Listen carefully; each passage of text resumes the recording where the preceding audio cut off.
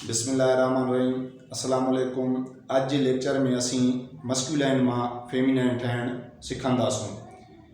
आज के लेक्चर में असी जेको है तो बिल्कुल जेको इरेग्युलर तरीके से जेको है तो मस्कुलाइन में फेमिनाइन ठहण सिखंदासीं। जैमें असी जेको है तो जेको असांजो मस्कुलाइन वर्ड है लफ्ज़ है तो उन जो फेमिनाइन है बिल्कुल उनका जेको उनके आपोजिट उपदड़ होंदो। उनमें चवण जो मकसद यो है तो इरेग्युलर वे से जो असो मस्कुलाइन में फेमिनाइन ठहंदो। जी हाँ असां ॾिसूं था सब का पहिरीं जो असो मिसाल है ब्रदर जो असो मस्कुलाइन है ऐं जेकॾहिं असां इनजो फेमिनाइन ठाहिण चाहियूं था तो ब्रदर जो फेमिनाइन थींदो सिस्टर।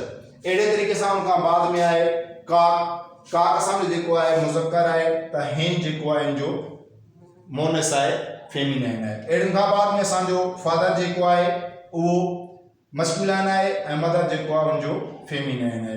अड़े तरीके से केन जो असांजो मुज़क्कर है तो कोइन उनजो जो मोनस है। अड़े तरीके से मेन जो असांजो मुज़क्कर है तो वोमेन उनजो जो मोनस है। अड़े तरीके से सर जो असांजो मुज़क्कर है तो मैडम उनजो मोनस है। अड़े तरीके से अंकल जो असांजो मस्कुलाइन है तो आंट उनजो जो फेमिनाइन है। अड़े तरीके से बुल जो असांजो मस्कुलाइन है तो काउ उनजो फेमिनाइन है। अड़े तरीके से डॉग असांजो जो मुज़क्कर है तो बिच जो उनजो मोनस है। अड़े तरह लॉर्ड जो असांजो मुज़क्कर है और लेडी जो उनजो मोनस है। सन असांजो जो मुज़क्कर है और डॉटर उनजो जो मोनस है। अड़े तरीके से मिस्टर जो असांजो मुज़क्कर है और मिसेस जो असांजो मोनस है।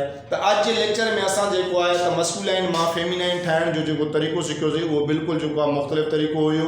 तो जैमें जो है तो मस्कुलाइन में जेकॾहिं असां फेमिनाइन ठाहियूं था तो बिल्कुल जो उनजो एक जैसे चोजे खिंड तो बिल्कुल एक धार लफ्ज़ जो उनके लिए असांखे जो इस्तेमाल करणो पियो। उम्मीद है तो तव्हांखे असांजो अॼु जो लेक्चर पसंद आयो हुजे। जेकॾहिं तव्हांखे असांजो लेक्चर पसंद आयो है तो असांजे लेक्चर के लाइक कयो, शेयर कयो ऐं असांजे channel YouTube channel AWK academy के सब्सक्राइब कयो। महिरबानी।